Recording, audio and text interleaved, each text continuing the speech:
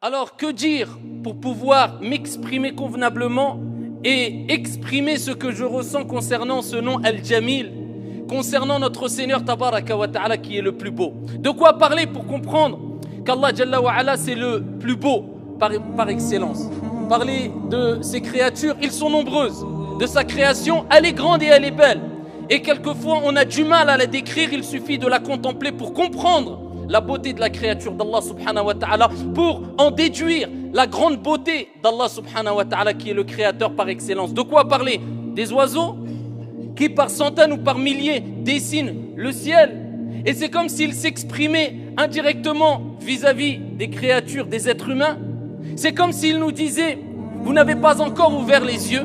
Pensez-vous qu'on est apparu et on se déplace ici comme ça de manière hasardeuse, sans que rien ne soit derrière cette beauté? Pensez-vous que ce qui vous attire et cette beauté qui se dégage de nous, pensez-vous qu'elle est venue par hasard et qu'il n'y a pas un créateur? Ou alors parler des océans, ou bien des mers, ou bien des chutes d'eau, qui quand on les voit et on les contemple, c'est comme s'ils nous interpellaient en nous disant: tu es impressionné. On dégage une force, on dégage une beauté. Penses-tu qu'on est arrivé par hasard ici? Penses-tu que derrière il n'y a pas un créateur? As-tu ouvert les yeux? Ou bien parler des animaux, comme le guépard, comme la panthère, comme le lion, qui quand on les voit dégagent une prestance et une force et une beauté. Et c'est comme s'ils s'exprimaient, et c'est comme s'ils nous interpellaient en nous disant: eh bien cette beauté, cette force, eh bien cette chose qui se dégage de nous vous impressionne.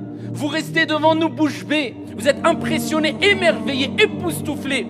Pensez-vous que nous avons atterri ici par hasard et que derrière nous il n'y a pas un créateur qui a fait qu'on en est où nous sommes aujourd'hui, qui a fait que cette beauté se dégage de nous? Ou parler des chevaux ou des poulains, eh bien qui se déplacent à grande vitesse, en groupe et quelquefois seuls, et qui dégagent une prestance et une certaine beauté qui nous laisse bouche bée.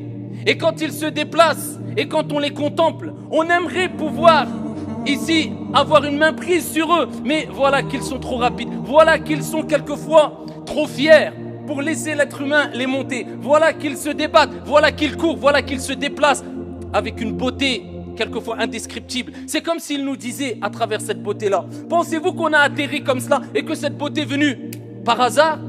Est-ce que vous n'ouvrez pas les yeux? N'ouvrez-vous donc pas les yeux? Est-ce que vous ne réfléchissez pas? Est-ce que vous pensez que toutes ces choses-là autour de vous sont aussi belles et cette beauté est venue par hasard? Toute beauté que tu peux rencontrer, à travers tout ce que tu vois, et toute beauté que tu peux contempler, eh bien te lance un message, ya Abdallah.